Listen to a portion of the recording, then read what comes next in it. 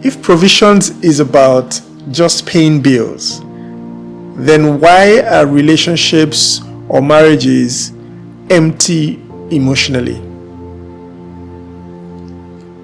Why is it that a lot of men work to provide for their family and they're not even really appreciated? Does it mean that we are misunderstanding what provision in marriage or in relationship means? You're welcome to this channel. My name is Chukwunyere, and I help people build healthy, happy, and purposeful relationships that will influence cultures and transform societies. If at the end of this video you find it very helpful, you may want to like, comment, and share. And also do not forget to subscribe so you can get notifications every time I post a video. Today we are going to be talking about what provision really means in a relationship. What does it mean to be a provider? What does it mean to be a provider? For me, I believe that being a provider is an architecture. Being a provider is an architecture. It goes beyond just being able to pay bills. It goes beyond just being able to buy things for your family members. It goes beyond dropping cash or dropping money for everyone to take care of themselves. It is beyond that, because we live in a culture today where what people interpret as provision is the fact that the person earns more money and can spend that money on you or the members of your family. But that's not really what provision is. That's not really what it means to be a provider. It's just one aspect of being a provider. And that's why I said provision or being a provider is providing architecture in several dimensions of life. Okay? So the first thing I, of course, talk about when it comes to the pillars of provision, or in a marriage or in a relationship, is finance. Of course, finance is critical to the definition of what provision in marriage or in a relationship means. A provider is someone who can provide financially. Okay, it means that you're a responsible man or you're a responsible woman, and you work hard to earn money, and with that you can be able to provide all the necessities that is required in your marriage and your relationship. It means that you are responsible. It means that you are responsible and you're showing capacity to be able to take care of those who are under you or under your wings. When you do not provide financially, you cannot be regarded to be a provider. Okay, so but that in itself, it's not the only thing that defines a provider. It is beyond paying the bills. It is beyond making financial input in the family. But yes, of course, it is really very important. A real man has to provide. A real man, has to be responsible to be able to take care of his family. Okay, so that's really very important. So financial provision is important. Marriages cannot thrive without that financial capacity. But financial provision should not become emotional replacement, because that's where a lot of people miss it. They think that because I can provide or because I provide, then everything that you need has been sorted. But that's not how it works. So sometimes, people would say, what else do you want from me? I pay for everything. But that's not enough. And that's why a lot of men are not appreciated, because they are in marriages that are emotionally empty. And so the woman feels lonely. The woman doesn't feel seen. The woman doesn't feel like they have a partner in their lives, even when they have all the choicest and finest things in life. And it's because of the fact that the man has reduced provision to just be able to financially provide for the family. So financial provision is important. It's just one aspect of being a provider. And I think it's very important to understand that a marriage relationship is not a financial transaction. Okay, and that's why it's not enough. Money in a marriage is not enough. People are not asking for maintenance. They're not asking for financial maintenance. They're asking for real connection. And that leads me to the next thing, and that is to be able to provide emotionally. Okay, you have to be able to provide emotionally. Emotional provision means that you are able to create safety in your home. You are emotionally available. You are listening. You're showing empathy. You're offering reassurance, and you're being present emotionally. Okay, so some people provide money, but they don't provide warmth. They don't provide softness. They don't provide affection or comfort or emotional security. And that's really very important. When your partner is down and they express how they feel, are you available emotionally to support them? Are you present to be there for your children, to be there for your spouse or your partner? Or you are running from one state to the other and one country to the other, trying to make money and thinking that that's enough, without being there to show that you are emotionally available for your family. You're creating a safe space, for your spouse and for your children. So emotional provision is not weakness, okay? It's in fact emotional maturity, and it's the highest form of strength, if you ask me. So a person should not feel emotionally abandoned inside a committed relationship.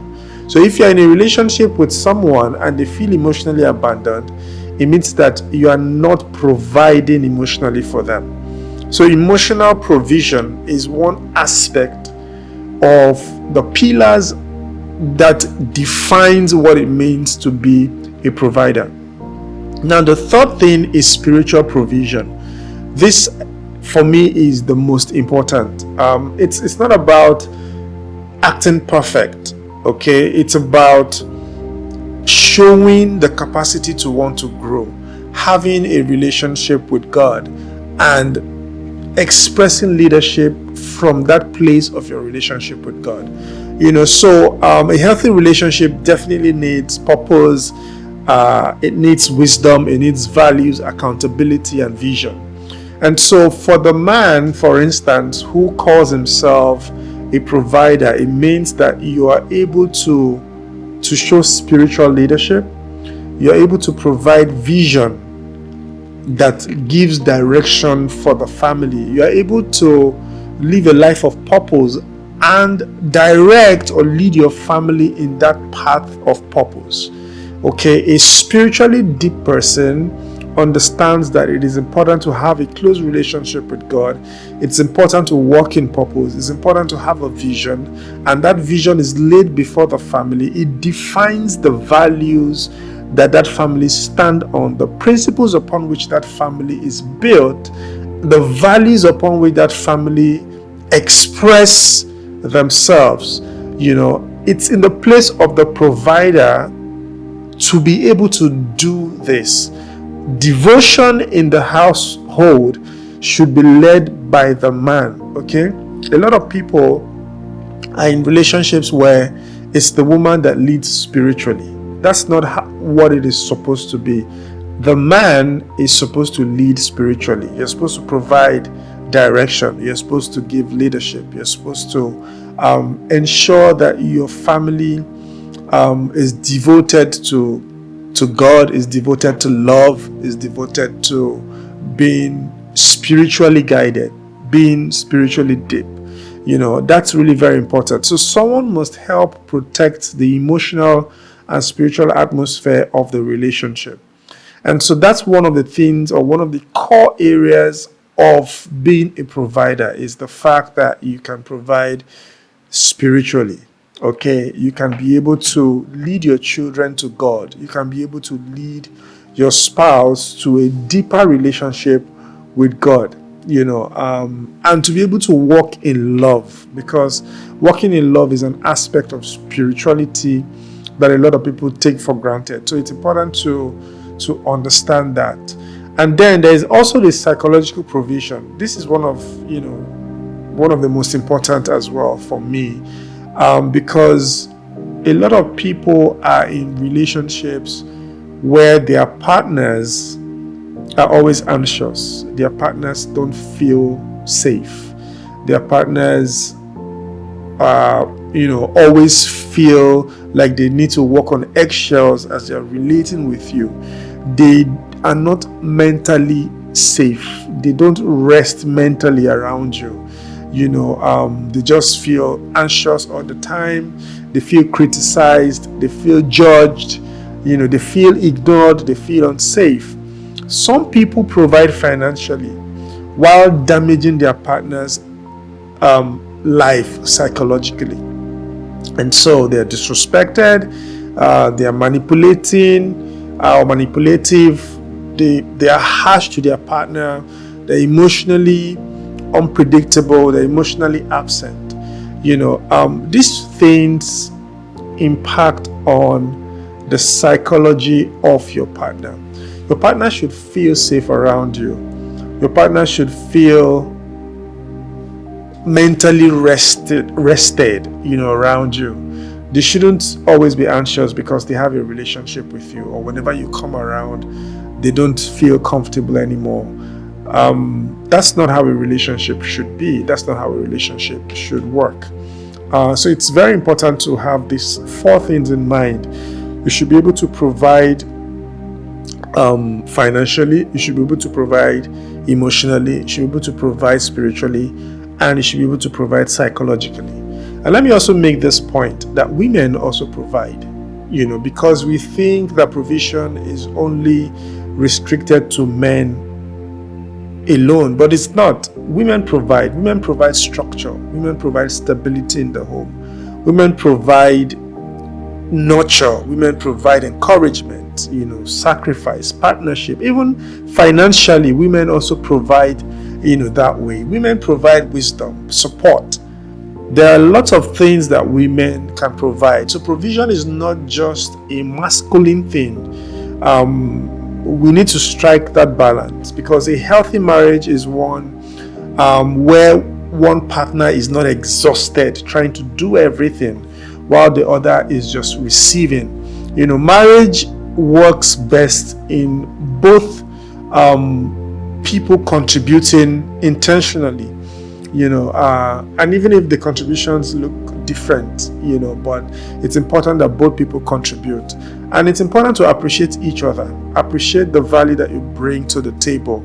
Appreciation is really very important, because as we keep providing and the other person is benefiting from that provision, that other person who is benefiting must also learn to always show appreciation. That is really very important, because resentment grows when one person feels unseen, when one person is doing all the work and the other person is not appreciating them. So even if it's to say thank you for just always taking care of us, thank you for always providing financially for us, thank you for all the emotional support that you give, thank you for taking care of the kids, for cooking for the family, and all of that. It's important to show appreciation, because it helps to break down a potential resentment that may want to happen.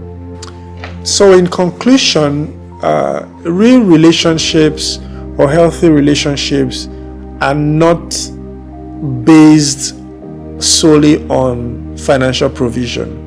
Being a provider is not something that you determine only by paying the bills or having a man take care of you, and that's what you call provision, or you call him a provider. It's about being there emotionally. It's about providing emotionally. It's about providing spiritually. You have to be able to provide spiritual leadership. It's about providing psychologically, and of course the financial part is also very critical. A home or a marriage should feel, people in that relationship should feel safe, they should feel seen, feel supported, feel valued and protected. Because one day, your family may not remember the things you bought for them. Your family will remember the experiences they've had with you. So that's why, especially for men, it's important to understand that you cannot think that you've done your best by only providing financially for your family. You have to create experiences with your children. You have to create experiences with your wife. You have to look beyond your capacity to provide financially. And that also should not determine your identity, because a lot of men have lost their identities because they feel that they cannot provide financially, or they cannot provide enough financially for their families. There are other aspects of provision that you can actually bring to the table, and that doesn't mean that you don't work hard as a man. Keep working hard, but understand that financially, understand that being a provider is providing an architecture that provides stability, that provides balance for the family, that defines a whole lot of things beyond just paying the bills. And I hope that this would help you. I hope that this would change your mindset about what it means to be a provider in a relationship. So if this conversation has been helpful, kindly like, share, and subscribe. And I'm just going to leave you with a question, and maybe you would comment in the comment section. What does provision personally mean to you? Okay, until the next episode, take care and bye.